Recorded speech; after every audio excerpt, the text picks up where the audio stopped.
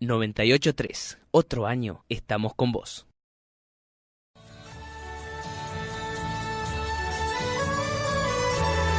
Amar la vida, un programa que te enseña a mejorar la calidad de vida.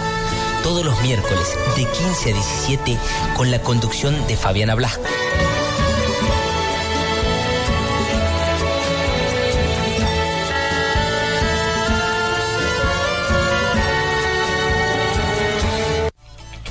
¿Qué tal? Bienvenidos a este programa que se denomina Amar la Vida. Lo que busca es guiarte y acompañarte a mejorar tu calidad de vida. Todos los miércoles de 15 a 17 horas por FM Sport 98.3. Vamos a agradecer a nuestro operador, el señor Hugo Cuellar, y también a quienes hacen posible este programa: Distribuidora Portal, Panadería y Pastelería Chocolata, Calzados Verona y La Parada, Estación de Servicios. Agradecerles a ellos porque Amar la Vida ya lleva 6 años al aire y bueno, apoyado siempre por todos estos comercios que tenemos en Tucumán. Hoy un programa súper interesante porque hoy es el Día Internacional de la Prevención de la Diabetes. Así que en distintos lugares se han llevado a cabo diversas actividades y hoy vamos también el Club de Leones Tucumana Conquija junto a la Escuela de Enfermería de la Universidad Nacional de Tucumán. Vamos a estar a partir de las 19 horas en el Parque Avellaneda. Ahí entre el parque que tiene el bar, los juegos que tiene el bar y los juegos que están en el parque, nosotros vamos a estar ahí en el medio para difundir todo esto acerca de la diabetes, la prevención, también lo que significa la presión, ¿no es cierto?, cuando uno la tiene normal o cuando se altera, cuáles son los síntomas de la diabetes, bueno, un montón de cosas, así que vaya a visitarnos a partir de las 7 de la tarde en el Parque Avellaneda. Y justamente para hablar acerca de este tema, hoy tenemos una invitada que en el próximo bloque la voy a estar presentando para que también nos cuente todo esto que yo le estoy diciendo acerca de la diabetes. Ahora vamos a ir a una pausa y enseguida volvemos con más Amar la Vida. Regresamos a Amar la Vida. Recuerde que puede comunicarse a la radio al 455-6088 vía mensaje de texto o WhatsApp 381-304-1169 o 3815-373851. Y ahora vamos a presentar a la licenciada Almazán de Monroy, conocida como Maruja también, ¿sí? Bienvenida, ¿cómo estás? ¿Cómo estás? Buenas tardes. Muchas gracias por estar hoy presente con este tema que es tan interesante y que sobre todo se está diagnosticando cada vez más gente con la diabetes. Bien, al contrario, yo estoy muy agradecida por la invitación que me hicieron, ¿no? Que me hiciste vos, Fabiana. Bueno, gracias, Maruja. Un poco contarnos, como licenciada, dentro de lo que es la diabetes hay 2 tipos. Sí, tenemos, en realidad son los, digamos, que están clasificados en 4 tipos. Ah, en 4. Pero los que vemos corrientemente, sí. Y para simplificar un poco la clínica y la atención del paciente diabético, se clasifica en 3. Uh-huh. La diabetes tipo 1, la diabetes tipo 2 y la diabetes gestacional, que es la diabetes que aparece durante el embarazo. Y después hablamos de otros tipos de diabetes originados por otras causas. Ah, perfecto. La diabetes tipo 1 es la que se da casi siempre en los niños, la infanto-juvenil. Claro, la diabetes tipo 1 en realidad constituye el 10% de la población mundial. Se da en menor cuantía, porcentajes, tenemos menor cantidad de este tipo de diabetes y se da así en el niño, en el adolescente, en el adulto joven, y por ahí también podemos tener alguna aparición en el adulto, ¿no? Mayor. Mayor, perfecto. ¿Y la tipo 2? Y la diabetes tipo 2 es la que tenemos un porcentaje del 90% en la población mundial. Es la que realmente está causando una pandemia. O sea, hablamos de una epidemia del siglo XXI, que es lo que constituye esta enfermedad, ¿no? Muy poco, digamos, conocida, por eso es que todos los años, en el Día Mundial de la Diabetes, la Federación Internacional de Diabetes, junto con todas las sociedades internacionales, le han dedicado un día para difundir todo lo que respecta a esta enfermedad y tratar de prevenirla, como dijiste recién, porque lo importante es detectar con anticipación personas con factores de riesgo. Y este año la Federación Internacional de la Diabetes, vendría a decir el 2018 y 2019, esta federación hace hincapié en la diabetes y la familia. ¿Qué quiere decir esto? Que teniendo en cuenta que el diabético vive en la familia, ¿no es cierto? Hay que aumentar la conciencia del impacto que la diabetes tiene en la familia, promover el papel de la familia en la gestión, cuidados, prevención y educación de la diabetes, porque la diabetes concierne a cada familia en general. Es importante, ¿no? Porque cuando a una persona lo diagnostican, digamos, con esta enfermedad que es la diabetes, como decías, Maruja, tiene que acompañar la familia con alimentación sana, porque por ahí me acuerdo cuando era chica, y al principio fue que la familia tiene miedo de que uno coma algo dulce, todo. Entonces suele suceder en muchas casas que si hay algo dulce lo comen cuando el diabético no está. Entonces después cuando uno se entera, ¿qué hace uno? Va y compra cosas dulces para comer. Claro, la cuestión es que si el diabético no es contenido dentro de la familia, difícilmente pueda alcanzar un nivel de vida, una calidad de vida apropiada. Esto quiere decir que si lo que come el diabético, la gente tiene que entender esto, que lo que el paciente diabético come es bueno para toda la familia.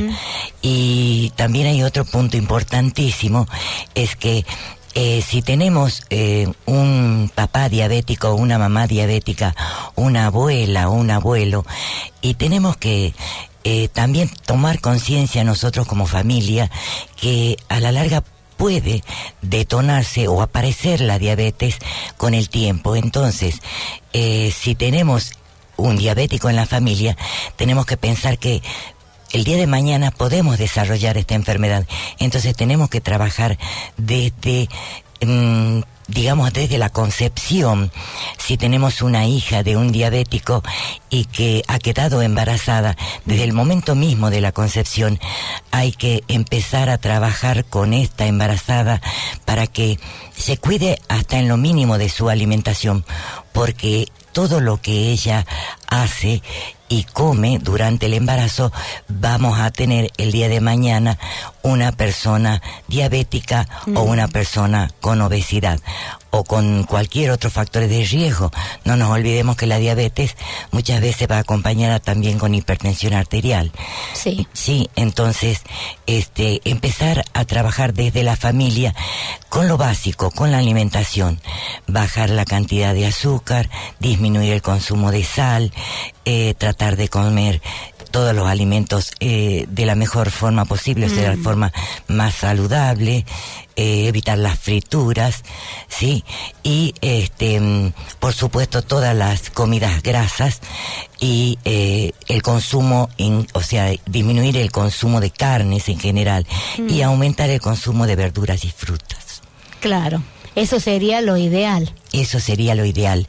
Que conozca la familia la importancia, por ejemplo, que no conoce que debe comer, por ejemplo, 2 frutas o 3 frutas al día. La importancia, el aporte de vitaminas y minerales. Una naranja a la mañana, una manzana de postre en lugar de un helado o de una porción de torta. A la tarde, una otra naranjita. Es decir, cuando le decimos al diabético en general que tiene que consumir más fruta, no es que él se va a sentar con medio kilo o con 1 kilo de banana o con una docena de naranjas. Él tiene que tratar de consumir de todos los alimentos, pero en pequeñas cantidades. Y de acuerdo a los niveles de glucemia, podemos decir que tiene que consumir de 2 a 3 frutas por día, y lo tiene que hacer toda la familia y la comunidad en general, tengan o no diabetes. Claro, es una forma también, ¿no?, de convivir entre todos, y aparte de eso, que todos tienen una alimentación sana y una vida saludable. Exactamente, y acompañarlo, por supuesto, con actividad física, que no estoy diciendo que vayan y paguen un gimnasio, que hoy en día no se puede hacer eso. Con caminar 15 minutos, 20 minutos diarios, salir a caminar. Sí es cierto que un poco la inseguridad nos tiene allí condicionados, pero buscar los momentos del día o en el momento de ir a trabajo, por ejemplo, bajarnos 3 o 4 cuadras antes en la parada del colectivo, en lugar de tomar el vehículo o una moto o un auto, utilizar la bicicleta, caminar un poquito más, qué sé yo, a la salida del trabajo, siempre buscando alternativas dentro de lo que podríamos pensar que, porque estamos con un problemita grave de seguridad. Entonces, yo les digo siempre a mis alumnos cuando enseño en la escuela, y les digo, bueno, no pueden salir a caminar porque, bueno, tenemos este problema. Bueno, limpien la casa, arreglen el jardín, corten el césped, corten el siempre verde, arranquen los yuyos, mantengan el jardín limpio, saquen las telarañas, suban escaleras, limpien la casa, ayuden y colaboren en todas las tareas de la casa, que son múltiples, y eso les va a ayudar también a hacer, a moverse, porque lo importante aquí es moverse. Claro, es súper importante.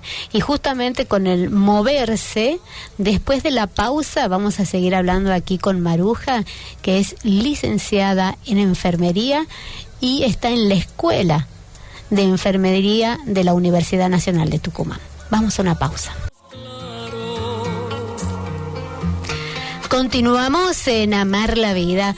Recuerde que puede comunicarse a la radio al 455-6088 vía mensaje de texto o WhatsApp 3813-04-1169 y 3815-373851. Bueno, hoy, por ser el Día Internacional de la Diabetes, estamos con una invitada especial. Así que, licenciada Monroy y Maruja. Maruja le decimos, bueno, las personas que la conocen. Y los pacientes también. ¿Es así? También. Hablando justamente de todo esto que es tan importante, que conozca la sociedad lo que significa la diabetes.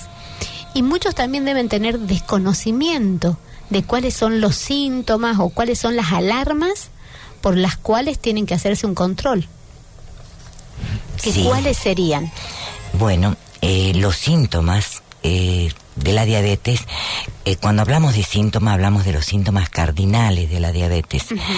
Entre ellos tenemos la poliuria, o sea, el exceso de emisión de orina, o sea, el paciente va o la persona con diabetes va continuamente al baño. La polidipsia, o sea, la sed, la necesidad imperiosa de beber líquidos, y también tenemos la polifagia, o sea, el aumento o el incremento de hambre, acompañado por supuesto con fatiga, pérdida de peso, En otros pacientes se puede observar que ellos sienten la visión borrosa, hay irritabilidad, puede haber calambres y mucho cansancio por lo general, mucha fatiga. Fatiga. Sí, como que a uno le da ganas de estar nada más que en la cama. Exactamente, como que es como se sienten tan fatigados como que si estuvieran deprimidos. Qué importante. Y todo esto, digamos, cuando uno tiene estos síntomas, digamos, ¿hay personas que puede ser que no tengan ninguno de estos síntomas? Sí, pueden pasar.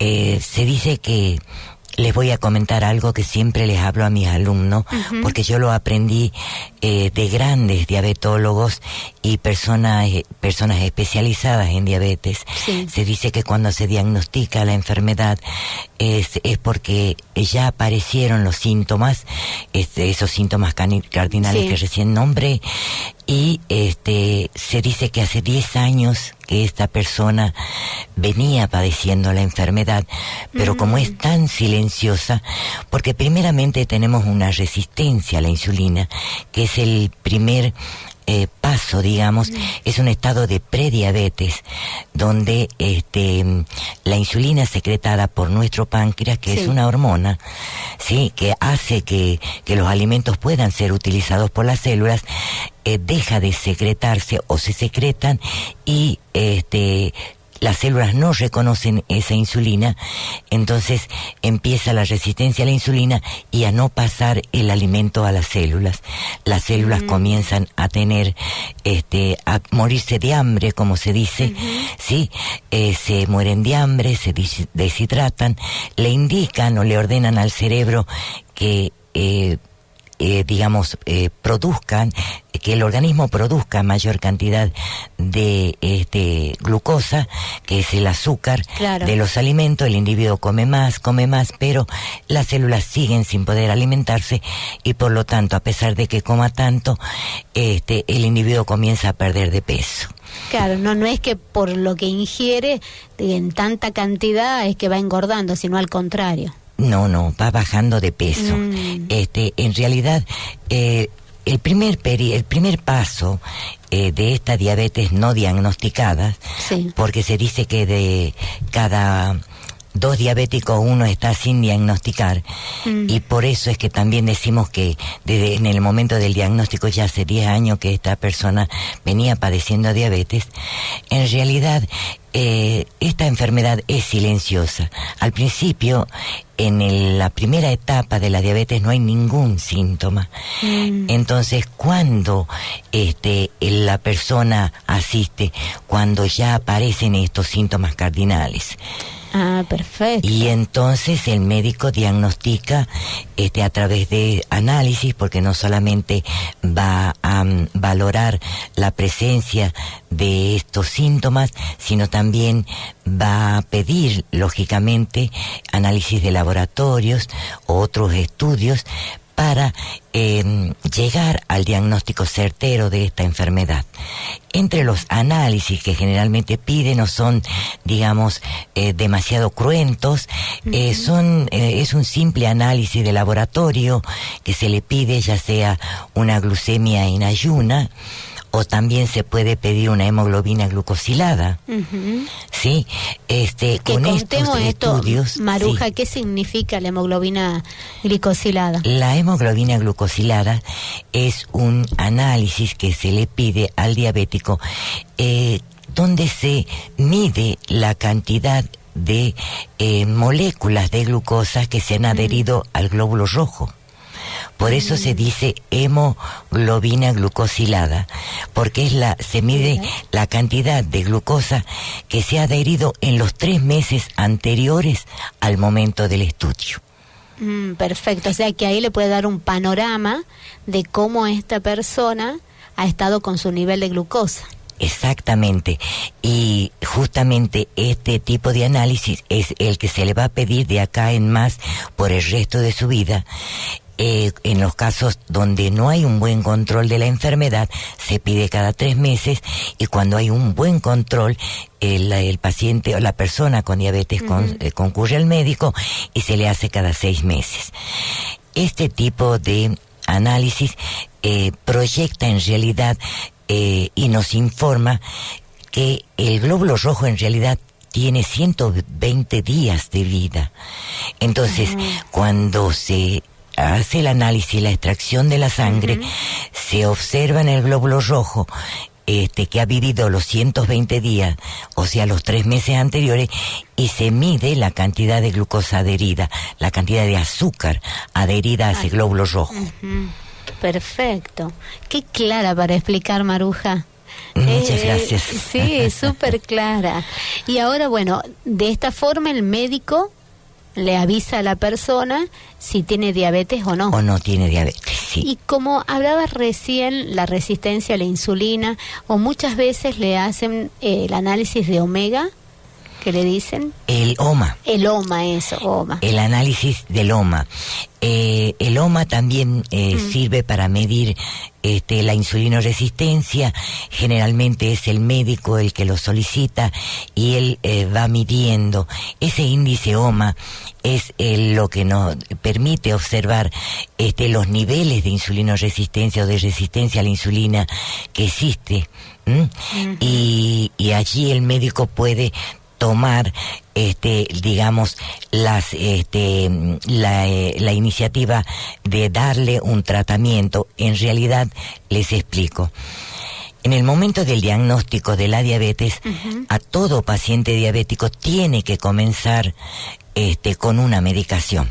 Bien. Esto lo dice la Sociedad Argentina de Diabetes. ¿Por qué? No lo podemos mandar con valores elevados, con un valor, por ejemplo, en ayuna mayor a 120 a la casa y decirle no, que haga una dieta y que haga un poco de actividad física y que con eso se le va a solucionar el problema. No. Esto el médico que lo ve, si es un médico clínico y si tiene una cierta actualización en diabetes, va a comenzar con una medicación inmediata y si no lo va a derivar al endocrinólogo, o sea, especialista en diabetes. Pero claro, él tiene que comenzar sí o sí con una medicación.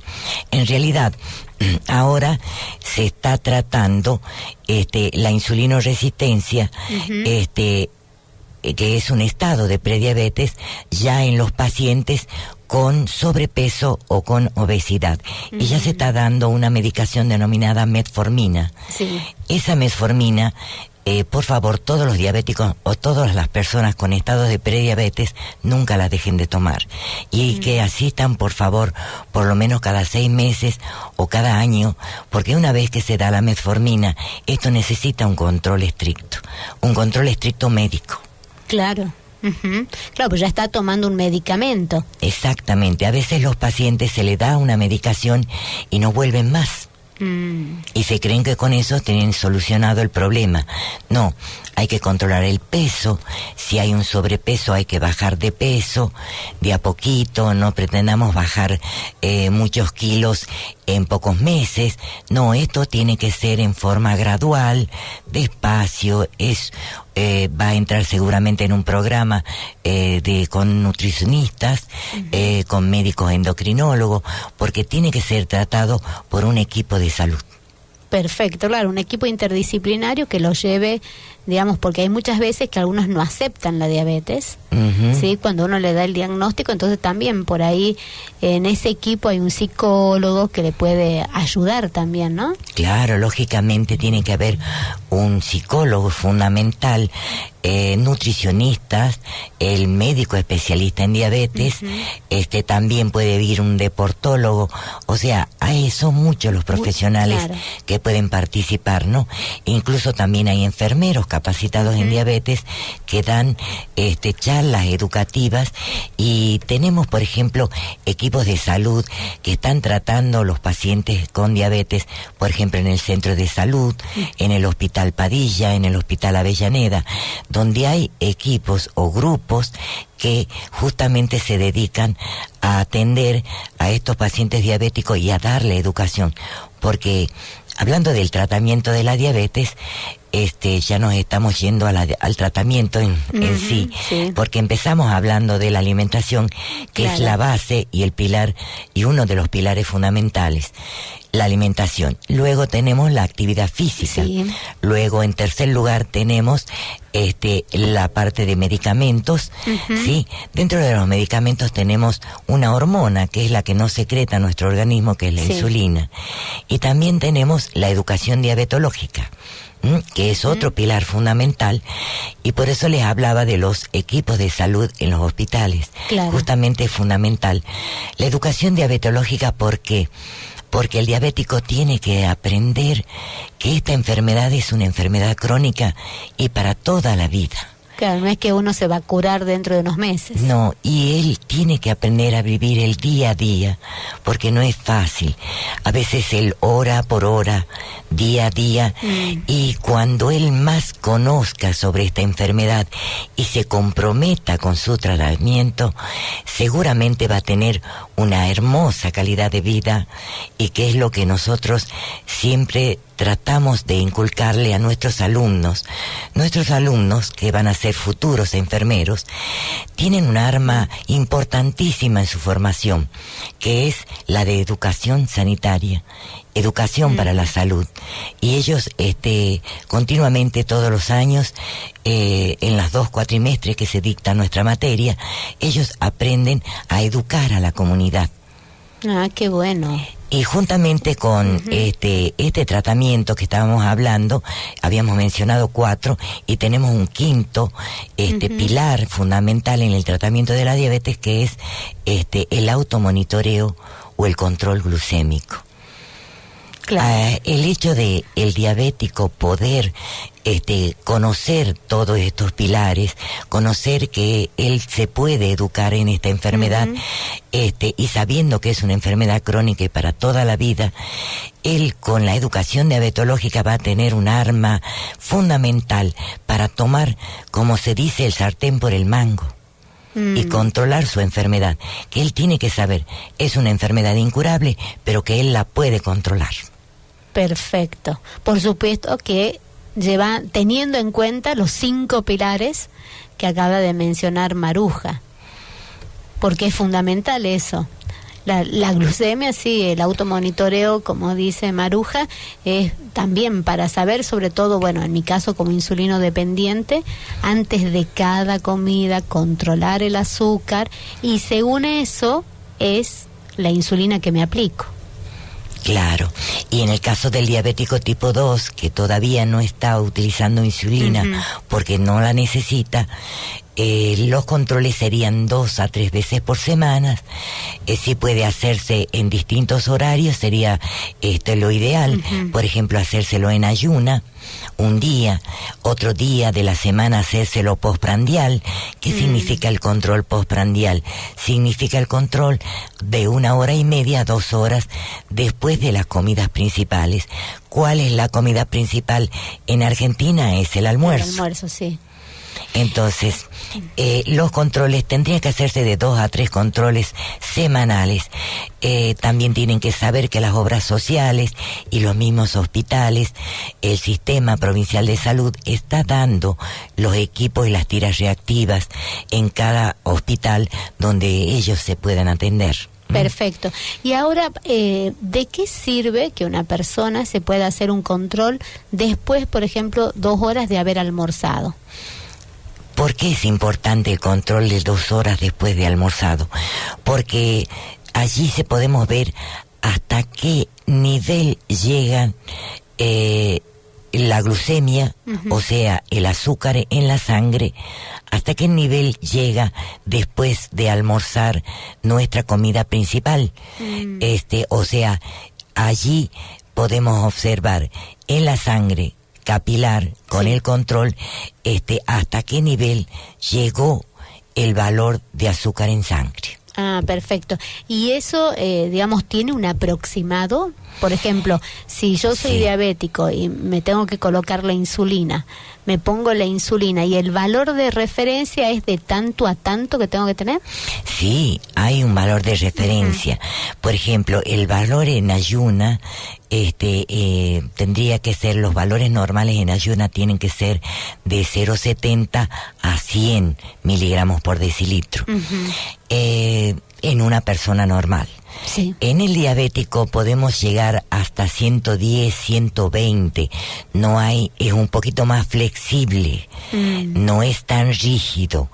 En un diabético que recién comenzó con su patología, lo ideal sería que en ayuno tenga menos de 100 miligramos por decilitro. Perfecto. Y el valor postprandial en el diabético tipo 1 también es un poquito más flexible, varía entre 140 hasta 180. Y en el diabético tipo 2 no debería sobrepasar los 140 miligramos por decilitro. Perfecto.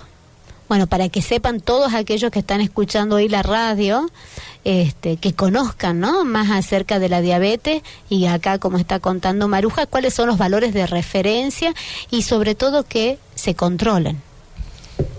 Así es. Porque es importante tener el automonitoreo y, como decía Maruja, estos 5 pilares fundamentales para que lo que vamos a hablar en el bloque que viene, digamos, cuáles serían las secuelas, ¿no?, de la diabetes.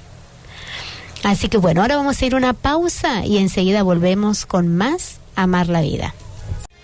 Regresamos a Amar la Vida. Muchas gracias a todos los que se están comunicando hoy al programa, y para que recuerden, los números son: en el teléfono fijo 455-6088, vía mensaje de texto o WhatsApp 3813-041169 y 3815-373851. Muchas gracias, Lucía, que dice que está aprendiendo muchísimo hoy acerca de la diabetes, así que gracias, Lucía.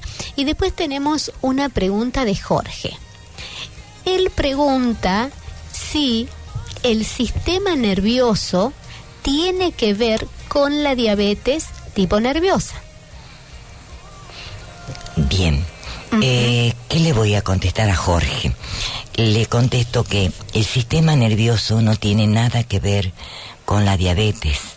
En realidad, los niveles elevados de azúcar en sangre lo que provocan es que el individuo aumente su irritabilidad, o sea, comienza a irritarse con mucha facilidad y tiene como un cambio de carácter.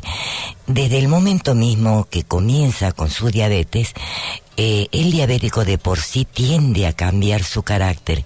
Si era una persona tranquila, se vuelve una persona un poquito más irritable.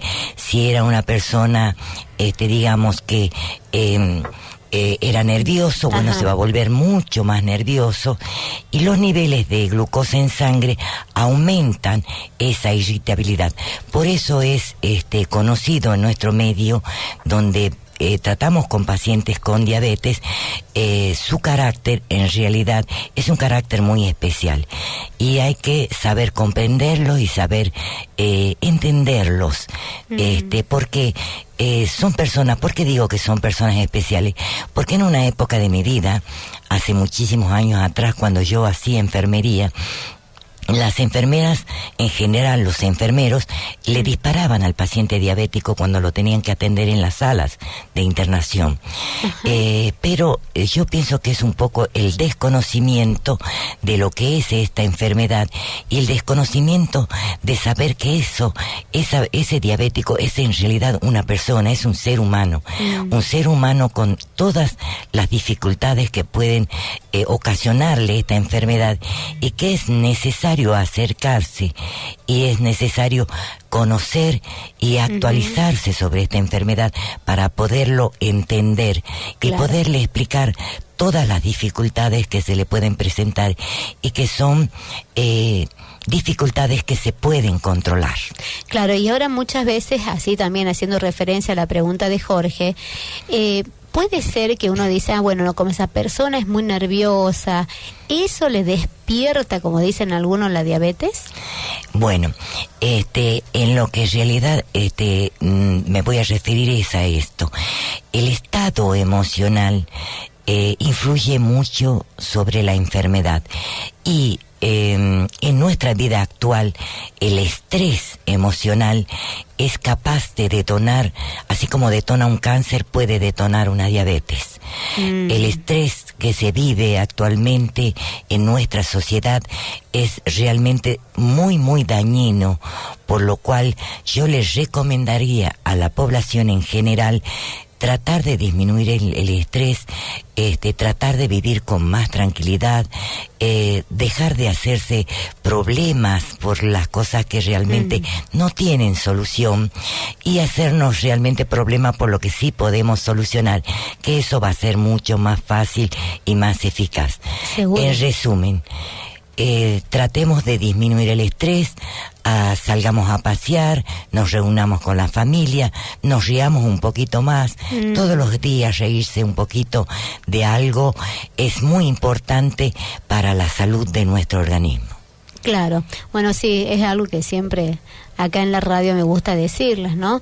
Yo siento que la vida es muy simple, pero nos encanta transformarla en algo compleja. Es como que parece que si está todo simple, tranquilo, en armonía, y uno estando bien, parece que eso no nos reconforta. Tenemos que hacer algo que altere nuestro estado. Parece que eso nos gusta más. Entonces digo, y uno se hace problema por cada cosa que el otro dice, que el otro piensa, que el otro interpreta. Qué bueno, qué sencillo, ¿no? Pero bueno, hay que aprender a vivir. Y como digo, también no malgastar la vida en tonteras. Así que, y ahora Maruja ahí también un poco hablando, y que habíamos dejado en el bloque anterior, era así como contabas vos, la diabetes es una enfermedad silenciosa, pero que trae secuelas. Cuando, digamos, o uno no se cuida bien, o como yo te contaba hace un rato fuera del aire, digamos, en la época que a mí me descubrieron la diabetes, había que la jeringa de vidrio, había que hacer hervir la jeringa, había que esterilizarla para ponerse la insulina, no existía la insulina humana, era la bovina y después la porcina. Entonces había un montón de cosas que me acuerdo cuando a mí me descubrieron la diabetes, mi abuela recorría, iba a comprar un almacén que no estaba cerca de casa, unas galletas que eran re duras, porque no existía como hoy tantas cosas. Claro. Entonces, bueno, más allá de que uno era deportista, todo lo demás, bueno, terminé con la ceguera y con la insuficiencia renal crónica. Pero me gustaría que nos cuentes cómo llega todo esto en una persona diabética. Bueno, volviendo un poquito a lo que hablábamos de los pilares fundamentales de la diabetes, tenemos el autocontrol, denominado también automonitoreo. ¿Por qué es importante? Justamente cuando la pregunta de Jorge, si el sistema nervioso tiene que ver con la diabetes, o si eleva los valores de glucosa en sangre, sí, efectivamente, no es que el sistema nervioso influya, sino los niveles elevados de glucosa, que muchas veces el diabético no lo sabe porque es silenciosa esta enfermedad. Con el autocontrol podemos detectar que esa persona que está irritable, esa persona está con los niveles elevados de glucosa en sangre y muchas veces no lo sabe. Entonces también podemos encontrar que está con mucho dolor en las piernas. ¿Y por qué me duelen tanto las piernas? Y bueno, si se controlara un poquito más la diabetes, o sea, controlarse la glucemia, controlarse el azúcar en sangre, le permitiría saber que si le duelen las piernas es porque los niveles de glucosa están muy elevados. Las complicaciones en general cuando hablamos de la diabetes hablamos de complicaciones agudas y de complicaciones crónicas. Dentro de las complicaciones agudas tenemos la hipoglucemia, que luego vamos a hablar enseguida, y la hiperglucemia, son las complicaciones agudas. Las complicaciones crónicas son las que producen con el tiempo la diabetes sin el control necesario, ¿sí? Porque el diabético tipo 2 tiene una mayor ventaja que el paciente con diabetes tipo 1, porque el diabetes tipo 1 comienza ya directamente con insulina y tiene que tener un estricto control de colocarse la insulina en horario, en tiempo y en forma, previo control de la glucosa en sangre, y tiene que tomar la medicación, y todo tiene que ser un horario muy, muy estricto. En realidad es más estricto que en el diabético tipo 2. El diabético tipo 2 tiene que ir cuidándose y tiene que ir aprendiendo, como el diabético tipo 1, a controlarse esta enfermedad, porque con el tiempo produce complicaciones que no son leves, como dicen muchos profesionales. No, la diabetes tipo 2 es una enfermedad leve, es una enfermedad sin problema, no te hagas problema, quédate tranquilo en tu casa y que no va a pasar nada. No, produce complicaciones gravísimas. Entre ellas tenemos la retinopatía o ceguera, la insuficiencia renal terminal, para lo cual el individuo ingresa a una diálisis, ¿sí? A una diálisis que lo va a llevar con el tiempo a necesitar un trasplante de riñón si no se soluciona el problema, sino porque realmente, digamos, se puede detectar con tiempo para no llegar a una insuficiencia renal si es que el diabético se controla continuamente sus glucemias. Si él se controla, el entrar en una insuficiencia renal puede, digamos, hacerse reversible en la primera etapa. Después, con los años, ya es muy difícil que se haga reversible. ¿Qué quiere decir reversible? Quiere decir que con la detección precoz de una insuficiencia renal a través de los niveles de urea y creatinina en sangre y de un análisis fundamental que yo siempre le enseño a mis alumnos, es que todo diabético debe tener su análisis de microalbuminuria al día. O sea, ese examen de microalbuminuria va a permitir detectar el riesgo de esta persona que llegue a una insuficiencia renal terminal. Y otras complicaciones que van a surgir con el tiempo también son los infartos agudos de miocardio, o sea, la afectación al corazón, la afectación de las ramificaciones nerviosas, que juntamente con la afectación cardiocirculatoria pueden llevar a la amputación al paciente diabético. Y por último podríamos hablar también de los accidentes cerebrovasculares.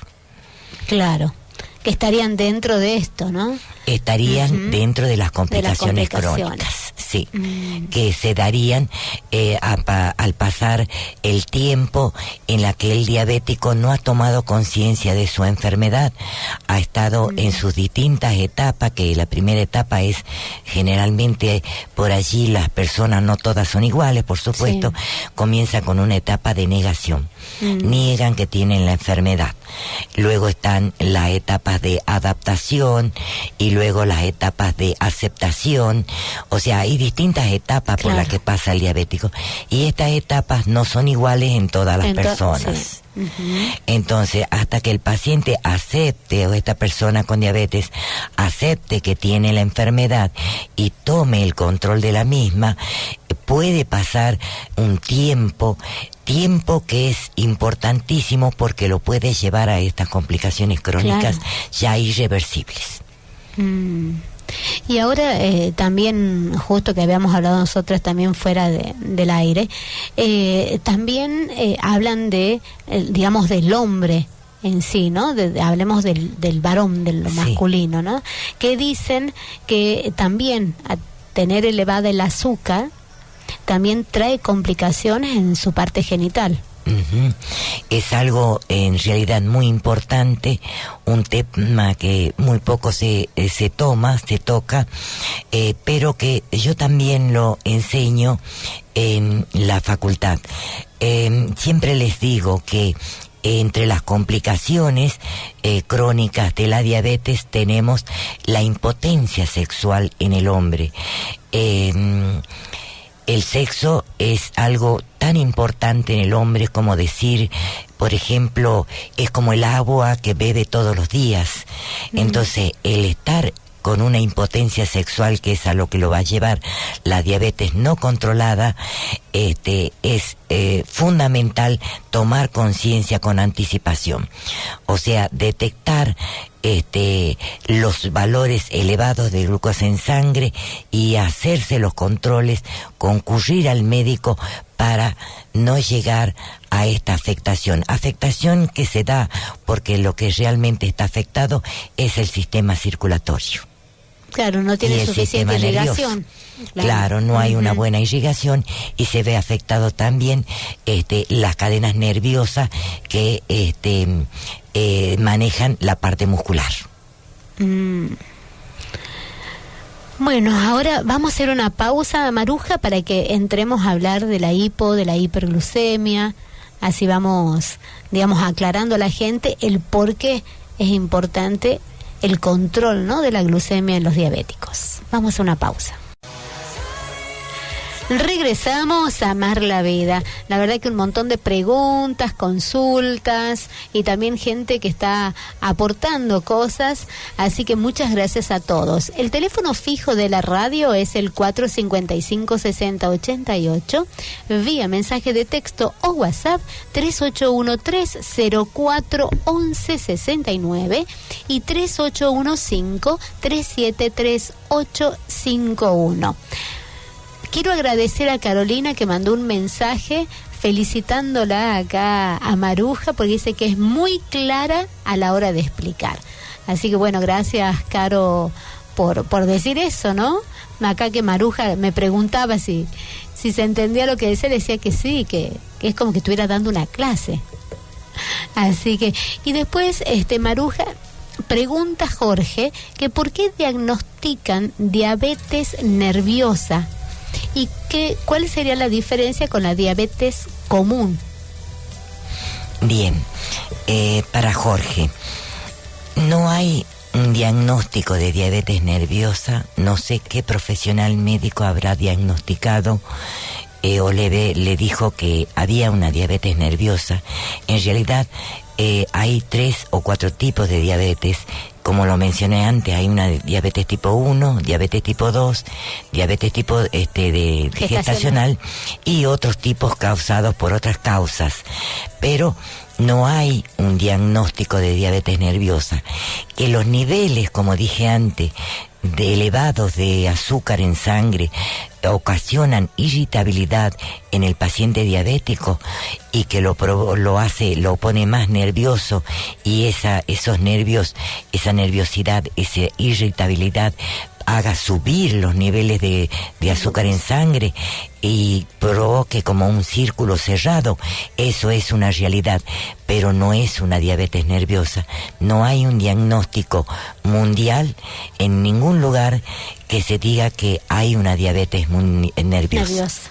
Ah, perfecto. Claro, y es lo que explicabas antes, Maruja, que por ahí el estrés, ¿no es cierto?, lo cotidiano que la gente vive y todos los días, como diciéndose, haciéndose mala sangre, esa vida que bueno, que como no puede solucionar los problemas, está todo el tiempo con su estado emocional elevado, ¿sí? Entonces también toda esa situación puede llegar a una diabetes. Claro, digamos que las situaciones que estamos viviendo actualmente y el mismo hecho de querer adquirir más cosas, y nos lleva a trabajar horas y más horas y a buscar de estar todo el día fuera de casa, y aumentar nuestro estrés emocional es lo que, y dejar de lado otros momentos que podemos pasar con nuestra familia, momentos de descanso, y tratar de disfrutar lo que tenemos sin necesidad de estar buscando cada vez más, es lo que yo escuchaba los otros días en misa con el sacerdote, lo voy a traer a colación, porque es importante saber que nuestra vida es muy corta. Y esta vida que tenemos pasa muy rápido. Entonces tratar de disfrutar con lo poco que tenemos cada minuto de nuestra vida, que es muy importante, y tratar de disminuir el estrés. Eso nos va a traer con unas consecuencias excelentes, o sea, nos va a mejorar la calidad de vida y no nos va a detonar ningún tipo de enfermedades como es la diabetes, por ejemplo. Claro. Otra de las preguntas que hace Lucía es justamente lo que vamos a tocar ahora. ¿Cuál es la diferencia entre la hipo y la hiperglucemia? Bien, la diferencia entre la hiper y la hipoglucemia es que hablamos de hipoglucemia cuando los niveles de glucosa en sangre o azúcar en sangre descienden por debajo de 60 miligramos por decilitro o por debajo de 70 miligramos por decilitro, y ya el individuo comienza a sentir cierta sintomatología. Por allí algunas personas, porque cada persona es distinta de la otra, y yo estoy hablando de personas con diabetes y no hablo de diabéticos, porque en la Sociedad Argentina de Diabetes desde hace muchos años ha optado por hablar de la persona con diabetes, y cada persona es totalmente distinta de la otra. Entonces, en algunas personas esa sintomatología de hipoglucemia puede no sentirse, no sentir el paciente que está haciendo una hipoglucemia, puede estar dormido. Claro, sí. Y seguir durmiendo. Y seguir durmiendo hasta despertarse allá, en el más allá. Pero hay otras personas que sí sienten la sintomatología inmediatamente y comenzamos con sudoración fría, sin hacer ningún tipo de ejercicio, empieza a sentir mareos, empieza a sentir hambre de repente muy marcada, de repente o repentina, como se diría. También puede sentir decaimiento, malestar general. Estos son síntomas de hipoglucemia y que algunas veces puede confundirse con los síntomas de hiperglucemia. Por eso es que ante cualquier síntoma de hipo o de hiperglucemia es conveniente que el diabético se haga los controles de azúcar en sangre para saber si estamos ante una hipo o una hiperglucemia y actuar en consecuencia.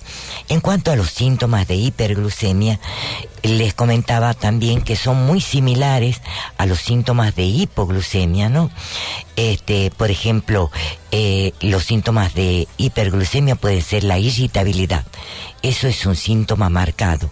El aumento de los calambres, el aumento del dolor en las piernas, un cansancio tal que nos puede dejar dormido incluso inmediatamente después de comer. Nos sentamos en una silla y nos quedamos dormidos.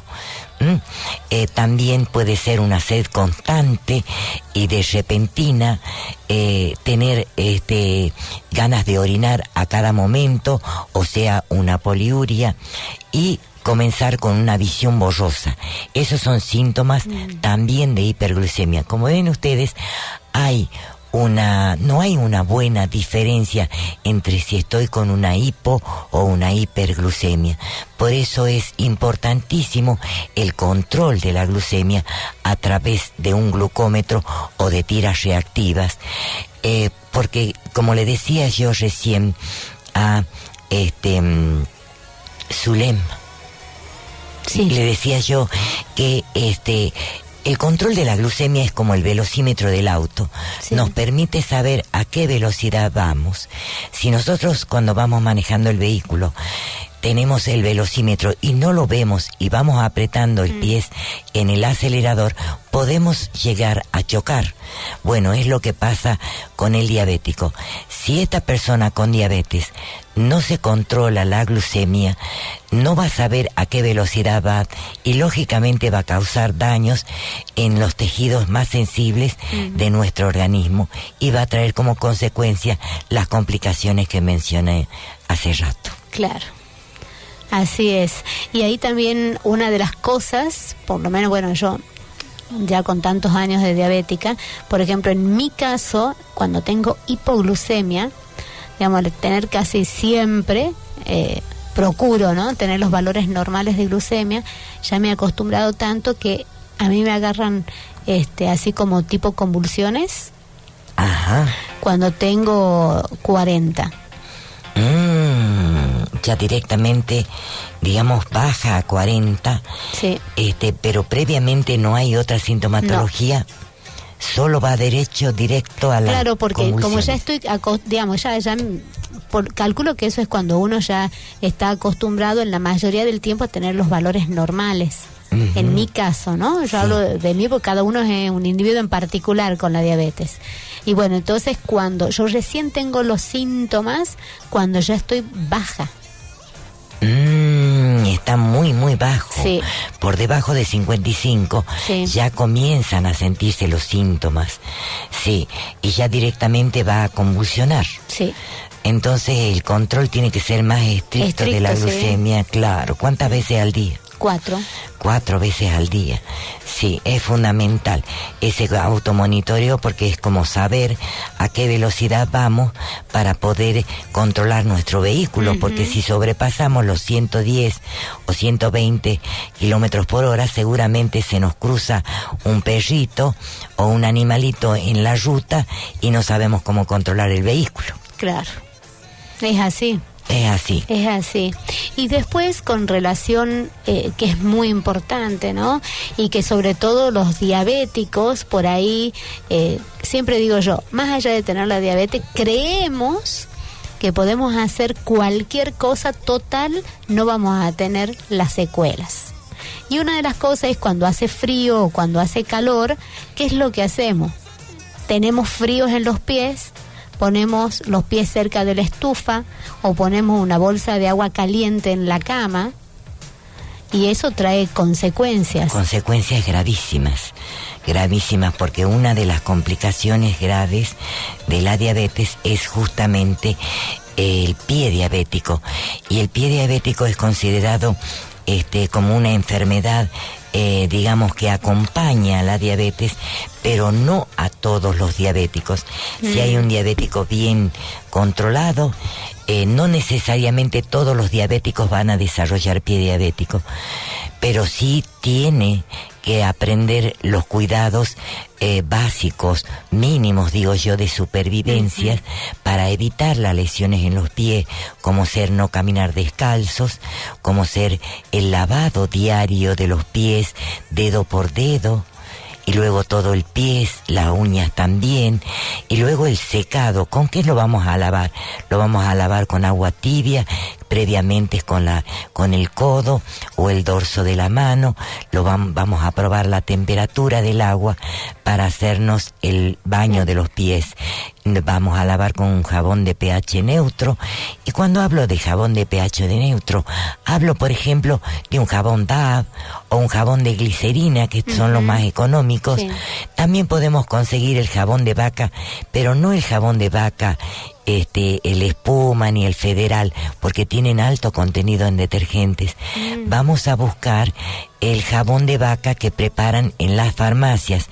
Para eso el farmacéutico tiene una preparación bioquímica que prepara él justamente el jabón de vaca libre de detergentes, ¿no? Y con un pH neutro. Se puede conseguir en la farmacia y son mucho más económicos.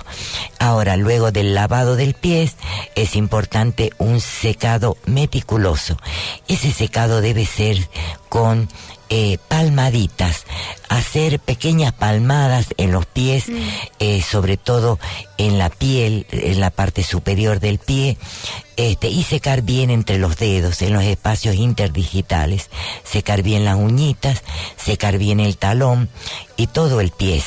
El pie seco significa que vamos a tener mayor protección contra todos los microorganismos que tenemos siempre desde una altura de la rodilla para abajo.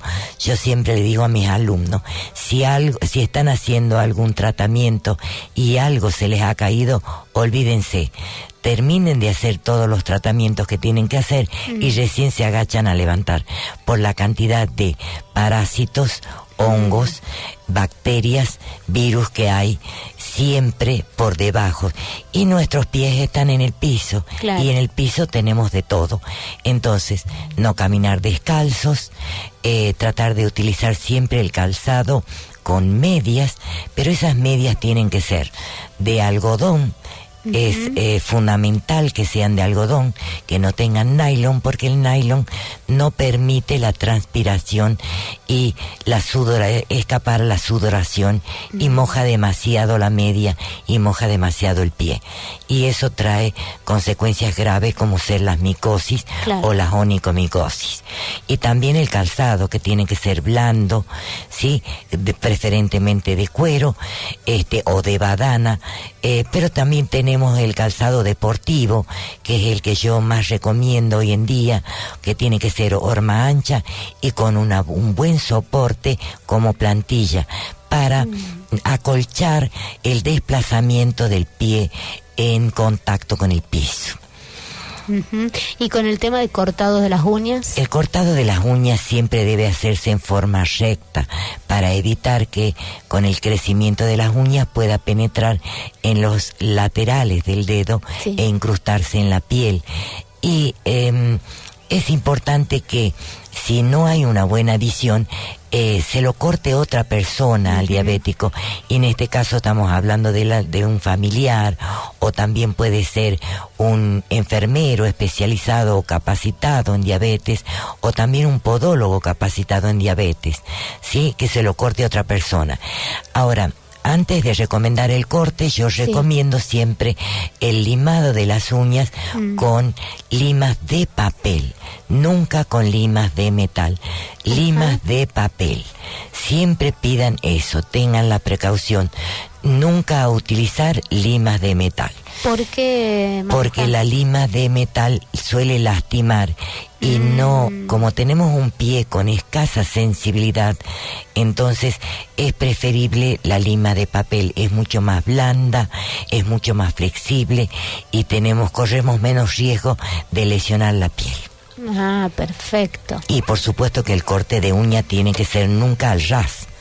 Nunca al ras del dedo, siempre se debe dejar una cierta, digamos, unos milímetros de uña a posterior de la piel. Nunca cortar al ras. Perfecto. Y ahora, por ejemplo, que eso pase, estabas diciendo recién que, digamos, también hay muchas personas diabéticas que han perdido la sensibilidad. Ante el caso que se vean un lastimado, como decías, por ejemplo, la uña que está encarnada, ¿qué tiene que hacer la persona diabética? Bueno, si la uña se encarna o aparece cualquier lesión, por muy pequeñita que sea, una pequeña ampolla, yo les recomiendo que consulte inmediatamente al médico o a un enfermero capacitado en diabetes. Sí, porque muchas veces creen que ese lastimado que tienen ya se le va a curar. No. Justamente todas las campañas que hacemos siempre tenemos especialistas en el cuidado del pie, y hablo de especialistas en cuidado del pie, y son enfermeros justamente que trabajan con nosotros y son docentes de la escuela de enfermería. Ellos justamente enseñan al diabético al cuidado de sus pies, le observan el calzado. Es importante que el diabético por la pérdida de la sensibilidad que tiene, porque no siente el frío, no siente el calor, no siente el dolor, que revise siempre el calzado antes de ponérselo cada mañana, cada tarde cuando se cambie el calzado. Lo que también se recomienda es usar 2 pares de calzado, uno a la mañana y uno a la tarde, o en su defecto uno un día y el otro día, para dejarlo, digamos, reposar, y por supuesto que el cuero o la tela se termine de secar. No nos olvidemos que hay sudoración y por lo tanto el calzado queda humedecido. Claro, muy recomendado eso entonces. Es muy recomendado tener por lo menos 2 calzados, uno para usar un día y el otro día. Y cambiar las zapatillas cada 6 meses es lo recomendado. Bien, perfecto. Ahora vamos a ir a una pausa y enseguida volvemos con más Amar la Vida. Continuamos en Amar la Vida. Recuerde que puede comunicarse a la radio al 455-6088 vía mensaje de texto o WhatsApp 381-304-1169 y 381-537-3851. Bueno, vamos a agradecer a Juana, que dice que está hermoso el programa y que también le mando un beso muy grande acá a Maruja. Así que bueno, gracias Juana por estar siempre fiel oyente de Amar la Vida. Y ahora, Maruja, un poco para que... ¿Por qué la obesidad o el sobrepeso es un detonante de la diabetes? Bien. La obesidad como el sobrepeso constituyen un detonante de la diabetes porque les voy a presentar un ejemplo. Sí. Si nosotros tenemos, por ejemplo, compramos una camioneta o un camión, y este camión tiene para cargar 10 toneladas de kilo de peso. Sí. Y resulta de que nosotros le cargamos, para ganar más dinero y ganar más tiempo, le cargamos 200 toneladas. ¿Qué pasaría con este camión con el tiempo? Claro. Si, digamos, ¿cuánto tiempo nos irá a durar este automóvil? ¿Cuál sería la vida útil? La vida útil de este vehículo.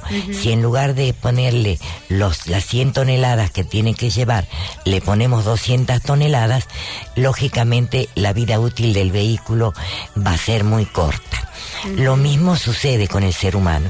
Cuando nosotros nacemos, nuestros órganos, nuestra estructura ósea, nuestra musculatura,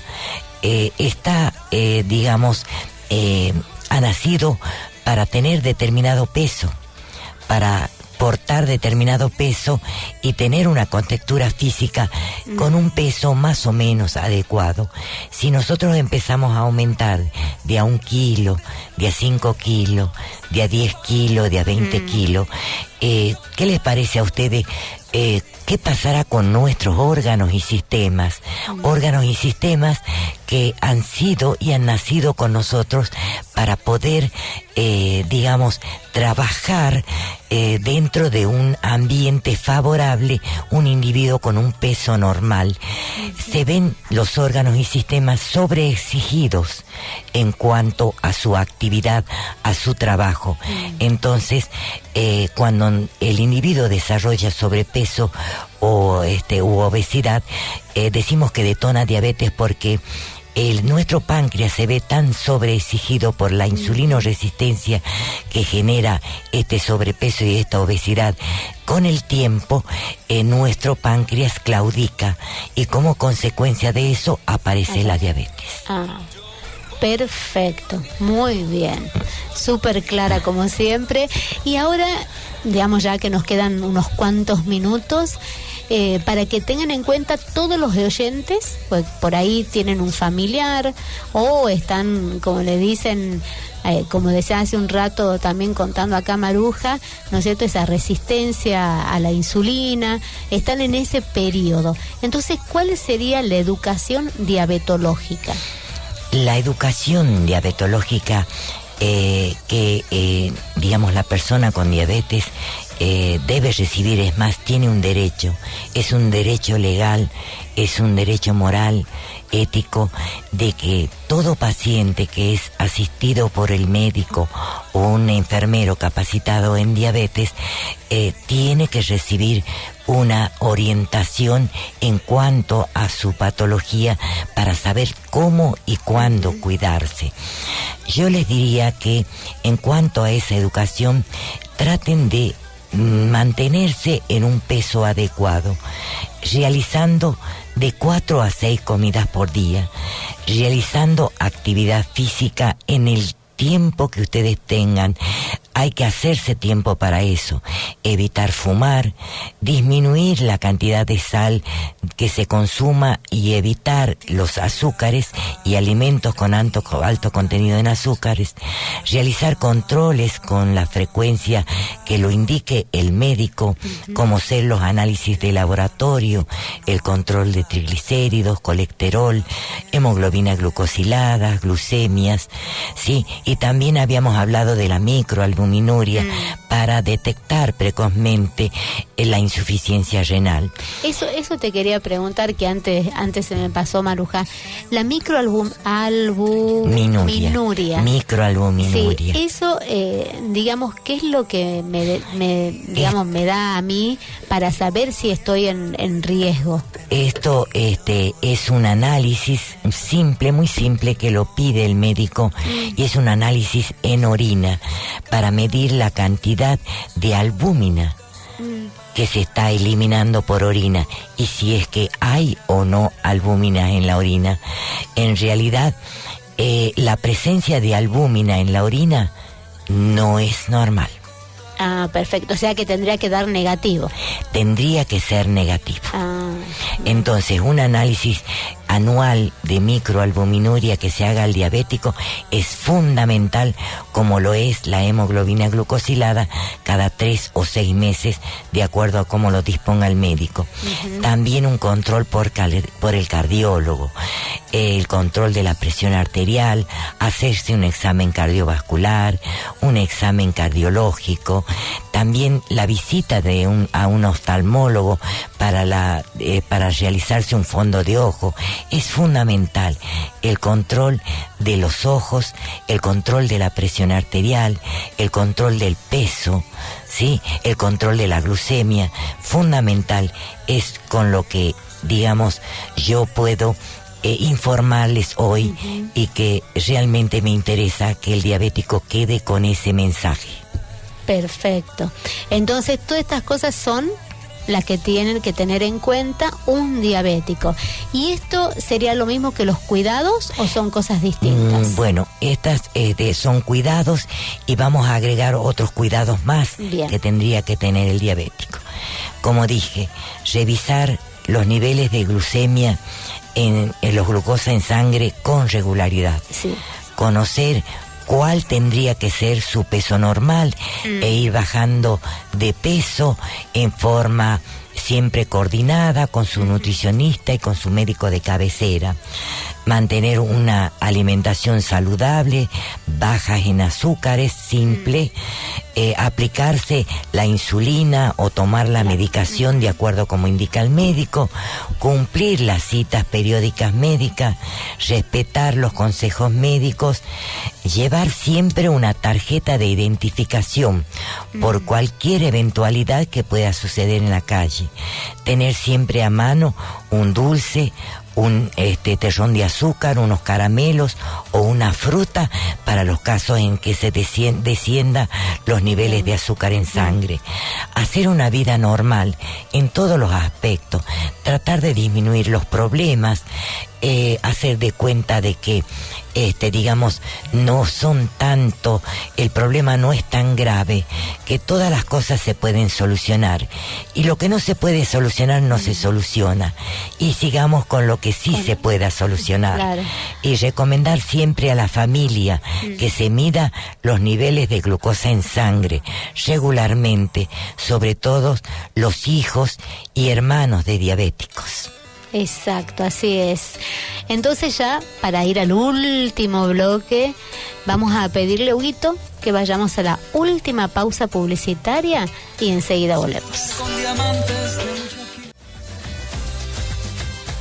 Ya estamos en el último bloque del programa de hoy y primero, antes que, ya terminemos el programa, Maruja, si alguien que tiene diabetes o necesita por alguna cosa ser atendido, ¿dónde tiene que comunicarse? Tiene que comunicarse al teléfono 381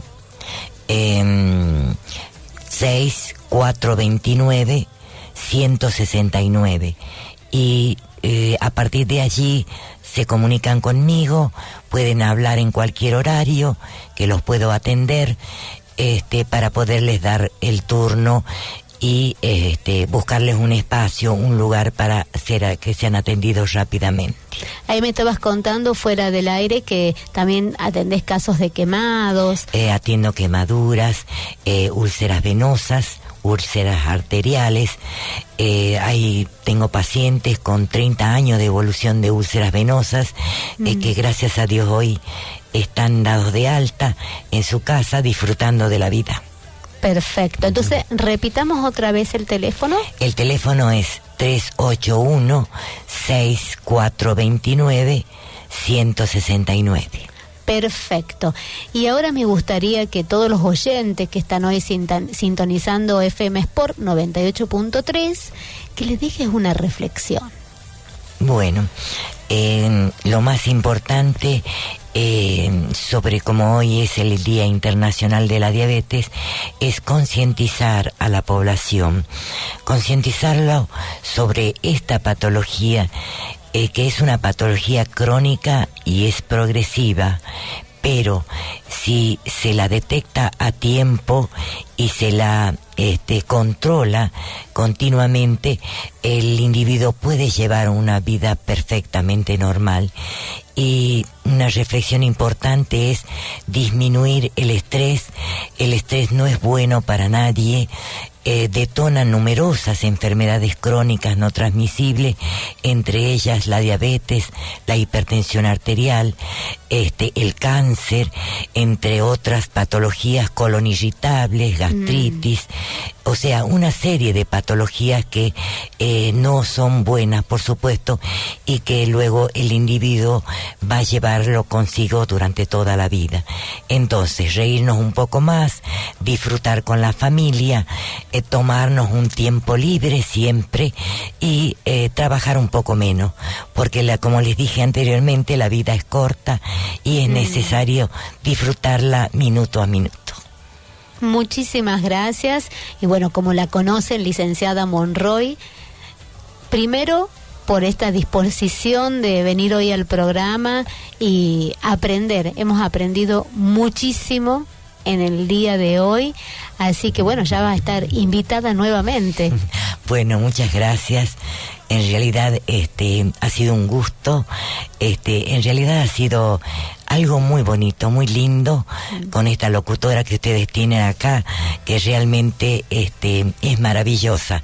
Me ha hecho sentir como en mi propia casa y va a ser un gusto nuevamente estar en algún otro momento con ustedes. Bueno, gracias Maruja.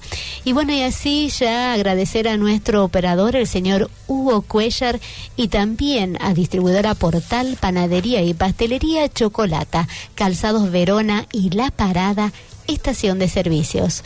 Mi nombre es Fabiana Blasco y próximamente otra vez juntos el miércoles que viene.